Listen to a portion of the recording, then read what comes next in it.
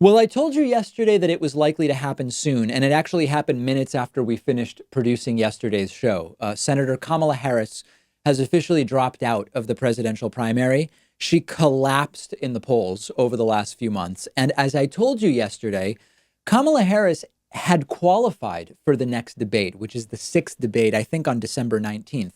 But the polling was just not there. Her fundraising was just not there.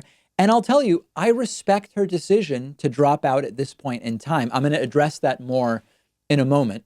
Let's look at her polling first. You will see that despite hitting a national polling high of about 15%, this is her high. She wasn't leading, but her campaign high was about 15%.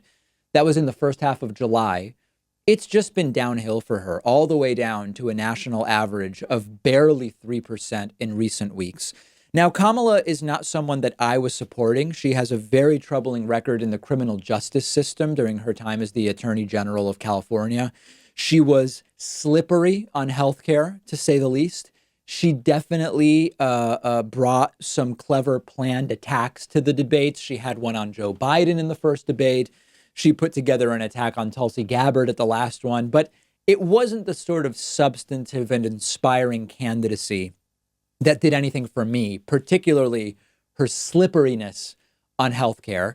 She wrote in an email to her campaign supporters, to her campaign newsletter, quote, "My campaign for president simply doesn't have the financial resources we need to continue. I'm not a billionaire. I can't fund my own campaign.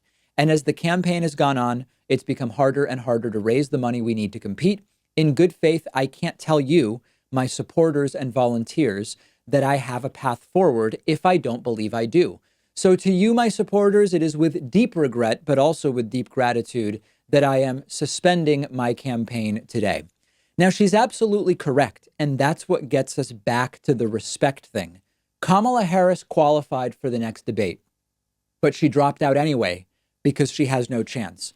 That is what I respect, because most candidates who have no shot would keep going, clogging up the debate stages because they want face time. They want the publicity. She realizes she can't win. She realizes she's not raising the money she needs. Implicit in that also is that she doesn't have the polling support that would allow her to raise that money. And so she's dropping out. And I respect the fact that she's going to clear the stage and not clog it up with folks that don't have a path to victory. Now, there's a whole bunch of other people who should do the same thing. And we'll see if anybody else does between now and December 19th. Immediate questions about this. Number one, is Kamala Harris angling for a VP spot? Don't know. Too early to talk about. And quite frankly, I'm not super interested in talking about VP stuff yet. Number two, who will she support or endorse? Unclear. There's the idea that for demographic reasons, maybe it would be Elizabeth Warren. There's the idea that because of policy, because she's more of a centrist, it could be Joe Biden. I don't think there's too many people thinking that she would endorse Bernie Sanders, but you never know. A more immediate question is, where does her support go? I actually don't think it's that important of a question. She was polling 3.4% on average as of yesterday when she decided to drop out. Every candidate, if they drop out, their support would be divided among the remaining candidates. It's not going to go all to one candidate. And however you slice and dice 3.4%, it's not really going to be a game changer. So I'm not super interested in where does Kamala's 3.4% go. But overall, the field is thinning. I believe at this point that's a good thing. Lots of the people left don't have a shot at the nomination. They're not in the running in any of the first four primary states, nor are they getting any traction beyond 2 or 3% nationally. It's too late in the game to be clogging up the debate stage when there are real differences between the candidates that have a shot. I welcome a thinning of the debate stage, and we will see if it continues. Let me know not only what you think of Kamala bailing, but more importantly, who else should bail before the next debate. I want to hear from you. Leave a reply if you're watching on YouTube. We'll have a post about this on our Instagram page at David Pakman Show. Follow us there and leave me your thoughts there as well. I am thrilled to tell you that today's episode is sponsored in part by Blinkist.com/Pakman.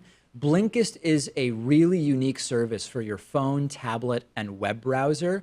and it is incredibly useful for people like me who love books and learning but are busy.